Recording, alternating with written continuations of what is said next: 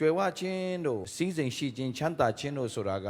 တို့နဲ့မဆိုင်တယ်လို့မျိုးဖြစ်နေတယ်တို့နဲ့မဆိုင်ဘူးဆိုရင်ဖယားသခင်ကဘာဖြစ်လို့ဒီဖန်ဆင်းကလေးကဘာမှမထည့်ပေးနဲ့လေမြေကြီးထဲမှာဘာလို့တန်ရဇာတာတွေထည့်ပေးလဲတို့ဖယားလူကိုဖန်ဆင်းတဲ့ဖယားကလူပဲဖန်ဆင်းတာမဟုတ်ညီကိုမောင်မတော့အေဒင်ဥယျာဉ်ထဲမှာထည့်ထားတယ်အဲ့ဒီအေဒင်ဥယျာဉ်ကကျွယ်ဝပြည့်စုံခြင်း delightful place လို့ခေါ်တယ် delightful place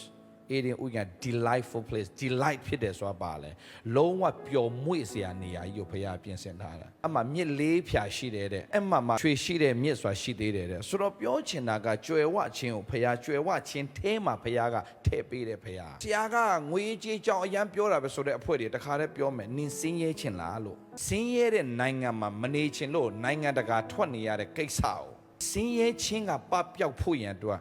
တို့နှုတ်ကပတ်တော်ကတေချာတင်ထားပြီးသားဖယားကိုမကိုးကွယ်ရတော့ဒီငွေရေးကိစ္စနဲ့ပဲလုံးလဲချလဲလိုက်နေခရိယန်တွေကိုးကွယ်ခြင်းကနောက်မှစားဖို့အရင်ဆိုတဲ့အဖွဲ့တွေက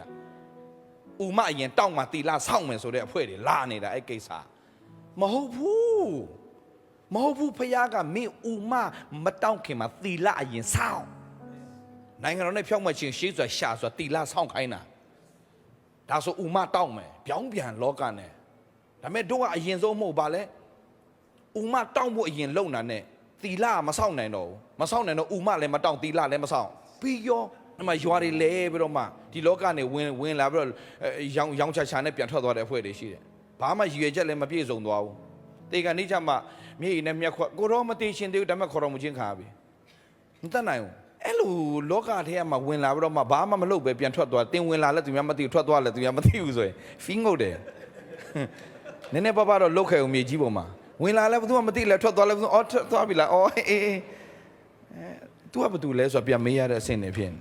ဘာမှမသိလိုက်ရအောင် come on အဲ့လိုမဟုတ်ဘူးသင်အားဖြင့်